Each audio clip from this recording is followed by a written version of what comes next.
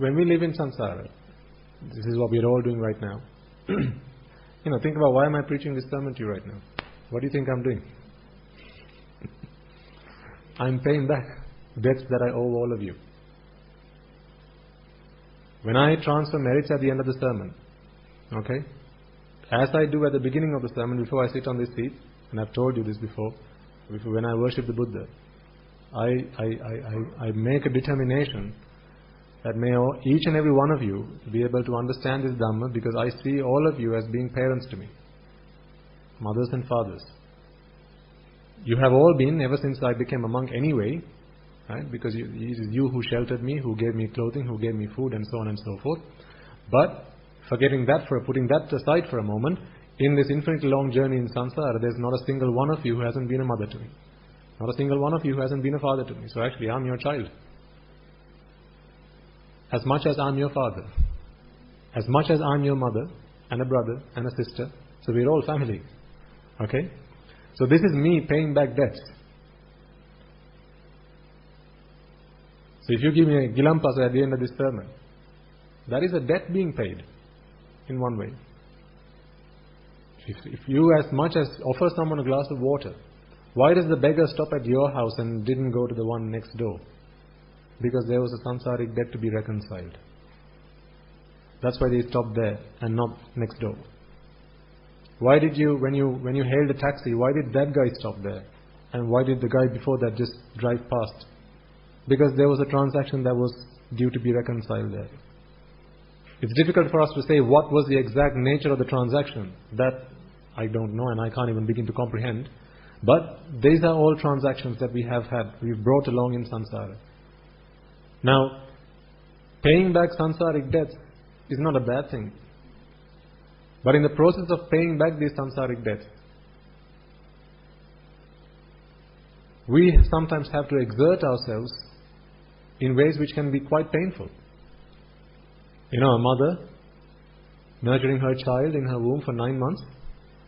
I've never been a mother, not certainly this birth, but for those who have been will know how painful that is.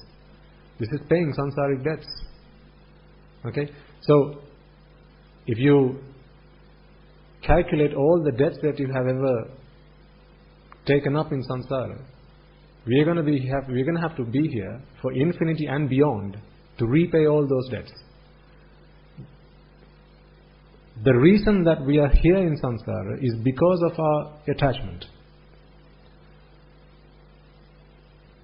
Do you remember the metaphor that Guru Handro gave, I think it was yesterday or on Wednesday, where he said, 2 people walk up to you, one's holding you, the other's beating you up. Right? So, who do you think is the one that you need to free yourself from? The answer is both. Right?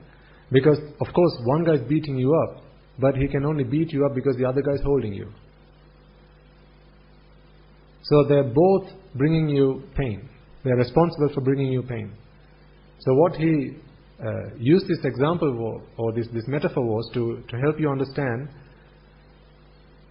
the guy who's holding you, this is attachment, this is raga, desire. Your attachment to samsara is what's keeping you in place in samsara. The other party, the guys who's hitting you, beating you up, these are all the karmas you've done in the past. And samsaric debts being reconciled. I hit, therefore I am now getting hit. Why? Because I'm here. So, one who realizes this needs to get out of here. To get out of here, for as long as you have not been caught up by one of these, the guy who's holding you, until he or she catches you, you can't be beaten up. So, the guy who is getting beaten up, his primary objective must be to try and escape from the hold. So if he breaks loose, then the guy who wants to hit cannot hit. So it's our attachment that keeps us in place in samsara, which is creating the samanantara for all the karmas and all the debts that we have taken up in samsara to come forth and to bear fruit. The karmas we've done to bear fruit and these samsaric debts debtors coming back asking for repayment of the debts. The good you've done in samsara will bring back rewards. These are the rewards of merits you've done in samsara. In one sense, you can't complain about that. But again, you do know that with the arising and passing away of the mind, even something that brings you pleasure is ultimately going to lead to pain. This is the pan to the fire that Guru Hamdu talks about, Kabaling Lipatu. Right? So even pleasure, when you begin to understand the Dhamma, you see as being, there's nothing really that's actually pleasure, it's simply pain. But what keeps you bound to samsara is your attachment. And that is the ignorance, that actually there is pleasure to be found in the world, therefore I shall remain in samsara. But you can't pick and choose who your next visitor is. It might be pleasure that is brought to you, or it might be someone who's walking up to hit you. So it could be friend or foe that walks up to you in the next moment. Who here knows what karma is going to be brought upon them in the next moment? We don't know that. It could be friend, it could be foe. Right? But for as long as you remain here, you will have to meet them, no matter who arrives. It could be friend, it could be foe. You don't know who's going to come because they don't come with warning. Either the rewards of good karmas or the consequences of bad karmas, they'll come up to you when it comes. You don't know when. It's uncertain. Therefore, for as long as we remain here, we will have to succumb to whatever comes in front of us. We will have to bear and tolerate that. Now that's not so fun. That's not what we want to achieve. We want to get out of here so that neither friend nor foe comes to visit us. Because we know now, even if it's a friend, ultimately, with the passing away of the mind, it's ultimately pain anyway. So be that friend or foe, it's ultimately pain. Therefore, it's pointless hanging around. Therefore, let's rid ourselves of attachment. In other words, staying put in this place. To rid yourself of attachment, you have to rid yourself of ignorance. So rid ignorance, there goes away attachment, and in other words, you are no longer staying put, waiting for some either friend or foe to pay you a visit. Now, for as long as you're here, you have to pay your samsaric debts. If you've travelled, then when you have taken up a debt in that country, usually they get, this information goes into the systems, right? So when you're about to leave the country, usually they'll do a check and they'll go, you have these debts that you haven't paid off yet. So we can't let you go until you have cleared your debts. So then you have to repay your debts. If they know, if they get wind that actually you're going for good and you're never going to be coming back, then they will demand for repayment. This is why, I said, the Buddha, I think one day I'll share this with you, this sentiment that, in the way I see it, the Buddha is one who came along to rig the system. He completely rigged the system. If there's one person you can find who didn't comply with the system, that's the Buddha. He didn't comply with the system. He said, I don't want to be responsible for the bad that I've done. I don't want to suffer pain and torture for the bad that I have done. I want to get out of here. So it's okay for him to do bad, but it's also okay for him, he doesn't want to suffer because of the bad he's done. So he said, I want to get out of here. This is completely rigging the system. This is not how the system was made to work. Absolutely, sir. Yes. Some of the debts which will only be repaid in the four great health. If say you've had a dog, you've kept a dog, and this dog you never looked after. All you did was treat the animal poorly, kick the animal, didn't feed the animal, right? Perhaps because of the misdeeds you've done, this deserves your birth in the four great hells as another dog, so that those debts can be repaid by who used to be the dog now has become the master, and the master has now become the dog. So the reconciliation of the debt is how it's due to happen.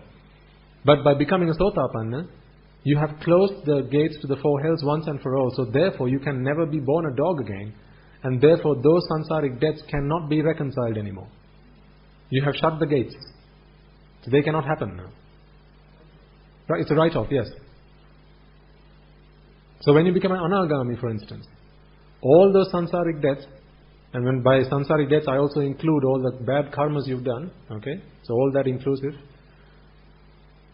because it can be good and bad.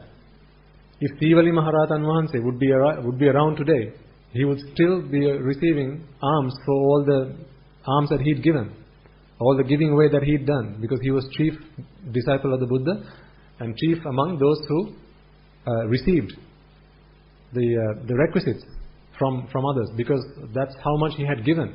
But if you think the Buddha was around today, do you not think he would receive alms? When you offer me a meal, why do you think I am deserving of it? Do we get what we want or do we get what we deserve? We deserve. So if you offer me a meal today, it's because I have offered you something back in the past. Remember even the Buddha, when he went once on alms, this is the incident that triggered the great elder Kashyapa to renounce life in the village and actually go and start living in the forest, in the thick of the forest, because he was going on alms with the Buddha.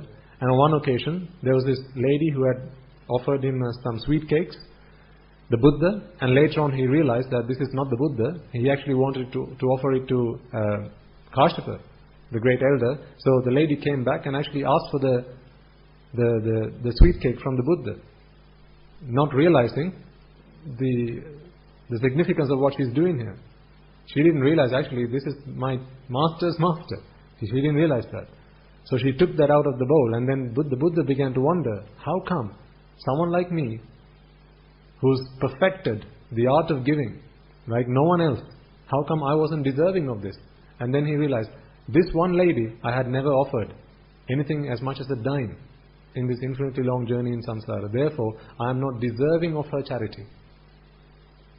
I am not deserving of anything that she has to offer me. Certainly not food, at least on this occasion. So what I don't deserve, I don't get. So therefore, it was taken back. So, this is his reflection. So there's a lesson for us here. So therefore, if you have offered me a meal today, it may be, right, one of you might put some food into my alms bowl. If I haven't offered you any food which you have then later on consumed, perhaps I have given you something, but as you were about to consume, I took it away. In fact, that's what happened in the example I gave you before in the Buddha's life. It may be that the Buddha had offered something to the lady as a bodhisattva, but as she was about to consume it, he took it back. So he was deserving of the meal being offered, but he wasn't deserving to be able to eat it. So if I had offered you something and then taken it away, it may be that you will put it into my alms bowl, but as I bring it and sit down to eat, maybe I'll drop my alms bowl and all the food will be on the floor. Or you'll come and ask it for it to be returned. Samsaric debts.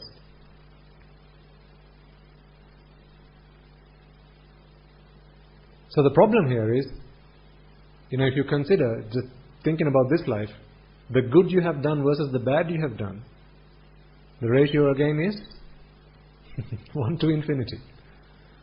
So how can we expect then to live a happy life? Forget about past births. No, seriously, forget about past births and ask yourself, in this life, how much good versus how much bad you've done. And I'm talking about every chitta. Right? Every time you got angry, how intense was the anger? Every time you felt desire, how intense were those feelings? It's either raga dvesha moha or lobha dvesha moha. How intense were those feelings? Have you never lied? Have you never killed? Have you never stolen? Never backstabbed? Never engaged in frivolous speech? These are all things we've all done. Right? So even if you forget, put aside past lives, the things we've done in this life, if we were to stay alive, hang around to suffer the consequences of the deeds we've done in this birth, it's enough to take us for a very long time in samsara. That's enough to take us for a very long time in samsara.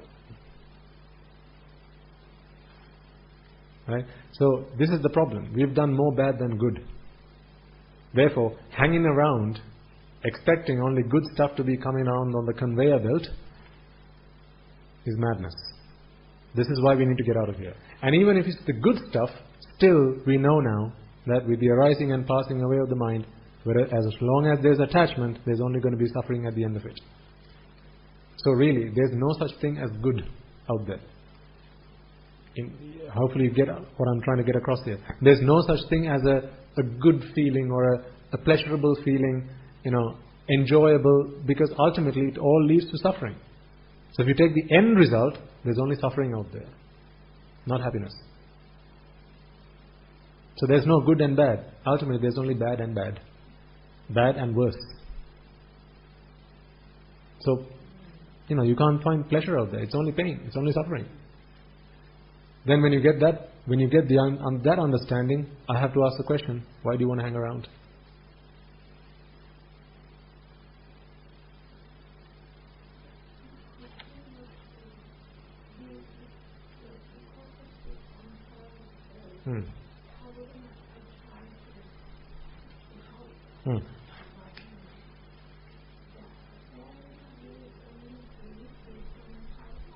No, the letting go will happen, Madam, based on your wisdom. So, yeah.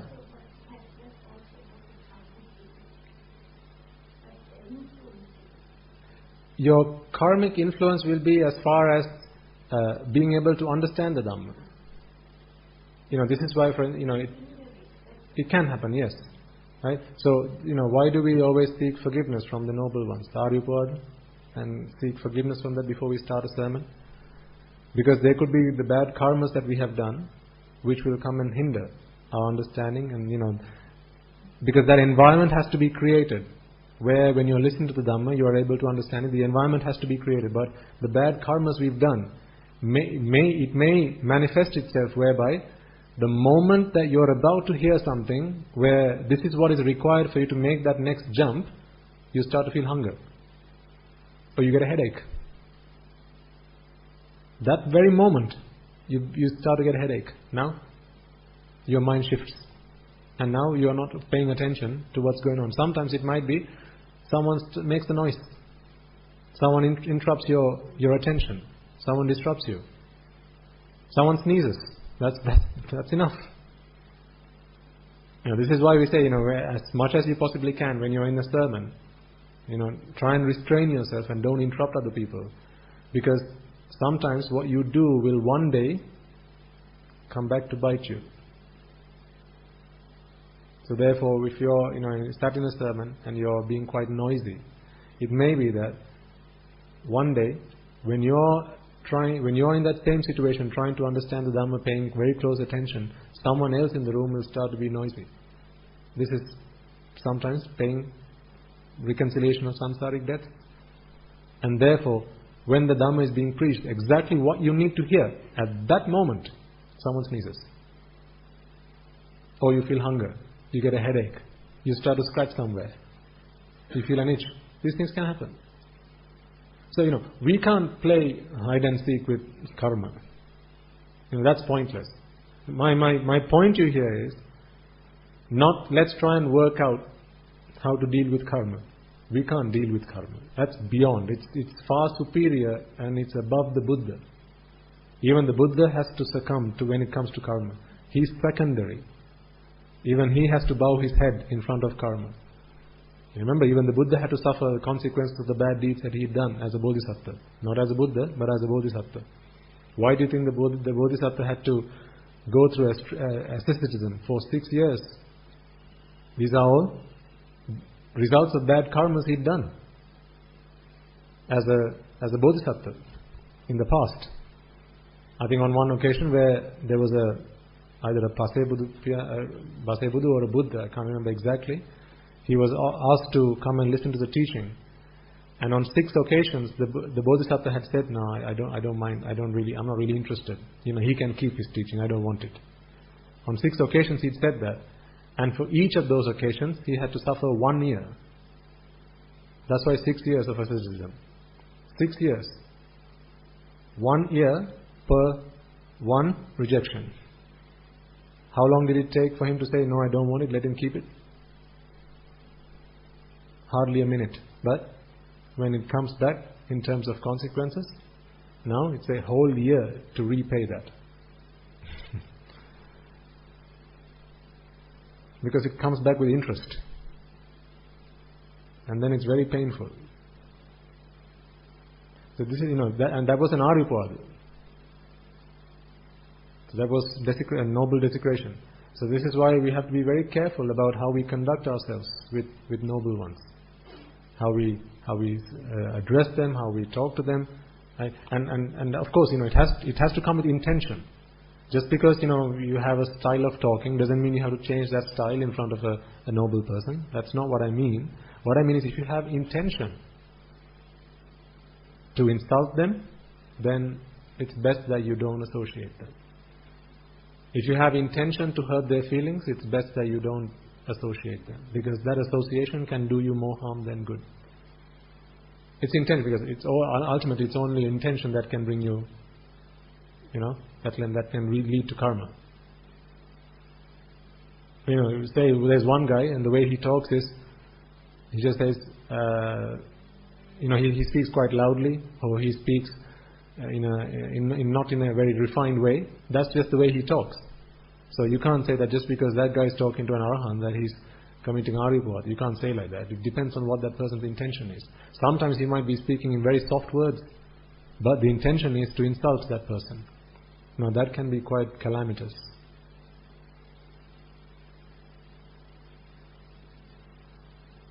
So in the Buddha's life, he's shown us with example where bad karmas can lead you.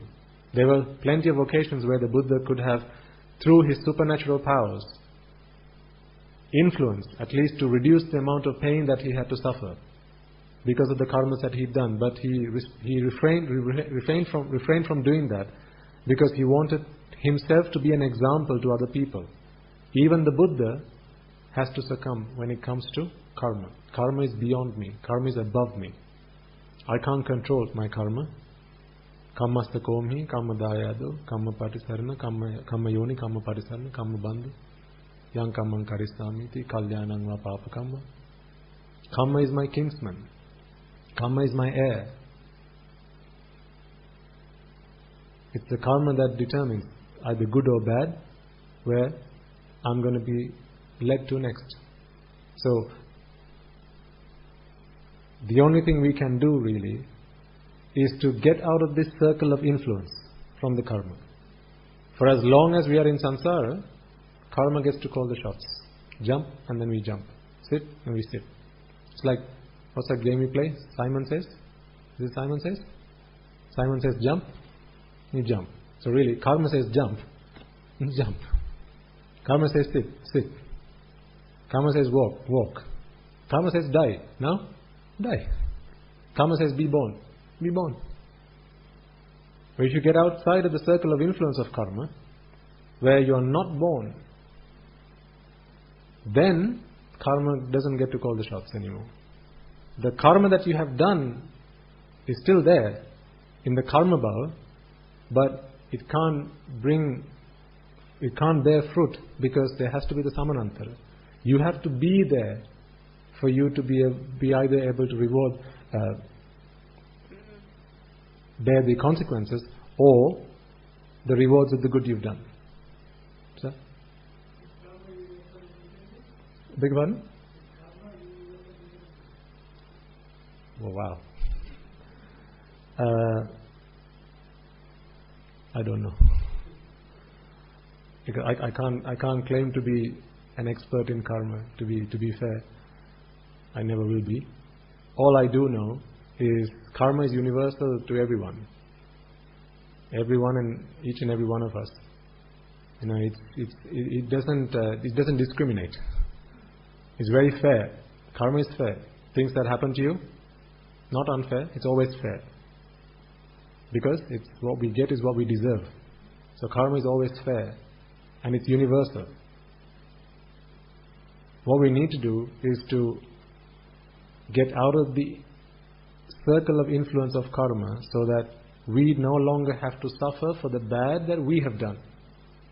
It sounds unfair, but that is the truth. It's like you walk into a court, right? You get questioned, what bad have you done? What have you done? Confess. And you begin to confess, I murdered this person, right? So you will be given a death sentence. And your response is, no, I don't want it. I don't want it. Or if someone says, I've stolen, I confess.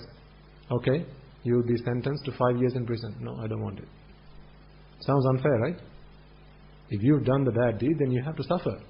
The Buddha says, no, I don't want it. So as followers of the Buddha, as his students, we have a path whereby if we walk that path, we can get to a state where we don't have to suffer the consequences of the bad that we have done. Is it rigging the system or not? Completely. Entirely rigging the system. Not playing by the rules of the game. This is getting out of the game. For as long as we are in the game, we are bound by the rules of the game. What we are trying to do is get out of the game so that the rules of the game no longer apply to us. Like the Matrix. The rules don't apply. Rules of physics don't apply while you're connected to the computer. If you watch the Matrix, you will know. Right? So it's like that. Getting out of here so that those rules don't apply. Rules of karma don't apply. Where karma is no longer your kinsman. Where karma is no longer your heir. Where karma no longer gets to call the shots.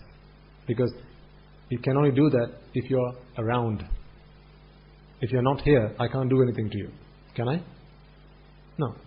If I'm karma, what do you want to do? Be around where I am or not be with me? You don't want to be with me. The reason for that is because I know everything you've done.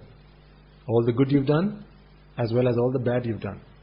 Now when I start to weigh them up, the good you've done is minuscule, next to nothing compared to all the bad you've done. So what do you think I want to bring to you first? Good or bad? Of course. I want to get you to suffer for all the bad you've done before I start to pay you the good. Right? So what you need to do is try to get as far away from me as possible if I was karma. Sir?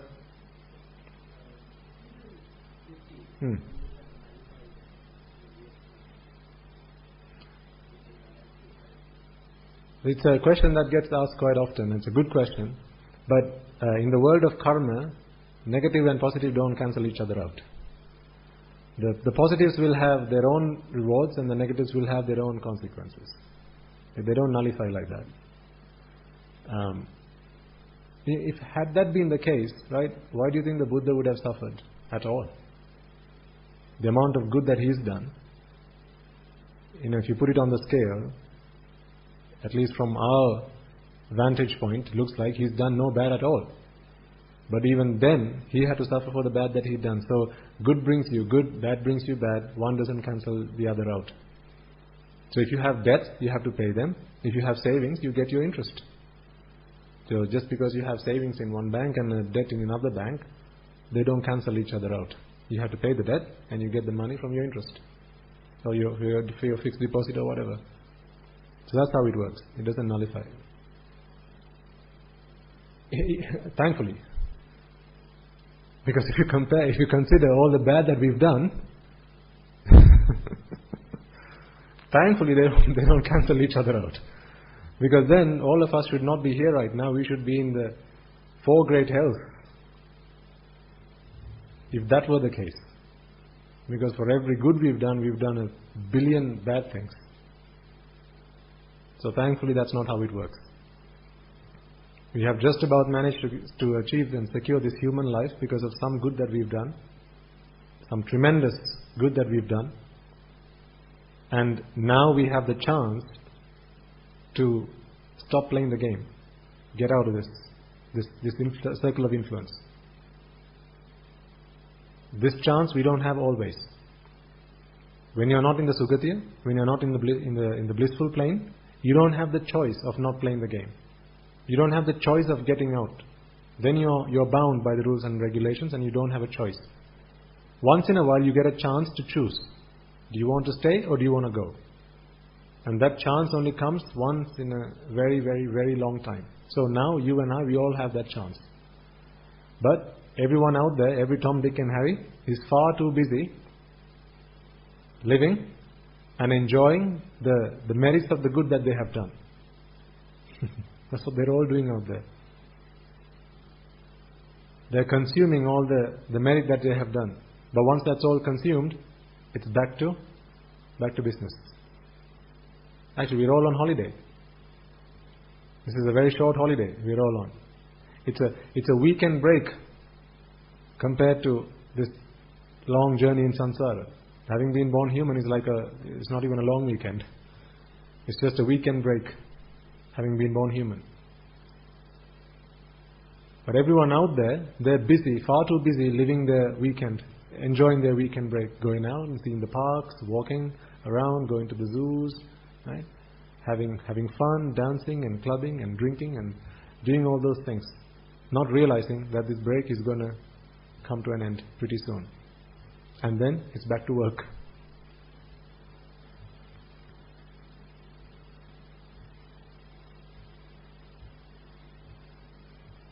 This is, I always try and remind you, just consider how fortunate you are. I know I say it time and time again, but it's never enough. No matter how often I say it, it's never enough. You really, really, really need to get this. There's no other way out. That's the problem. There's no other way out. All the praying, it's not going to get you out of here. All the alms you give, it's not going to get you out of here. You can feed me every day until I die. It's not going to get you out of here. Every katina pinkama that we have at the monastery, you can lead it, you can take ownership and you can do it. It's not going to get you out of here. Only thing that's going to get you out of here is the Dhamma. And how far you have comprehended the Dhamma. Not understood it, not learnt it, not by-hearted it. How much you have comprehended it. In other words, how much you have enabled the letting go to happen. How much you have let go happen. How much letting go has happened, essentially. Because remember, it's like that friend holding you in one place while the others come in and hitting you. What we need to do is get out of the grasp of the guy who's holding you. So when you're not being held in one place, now the other guy can't hit you up, can't beat you up. That's what we're trying to do. This is where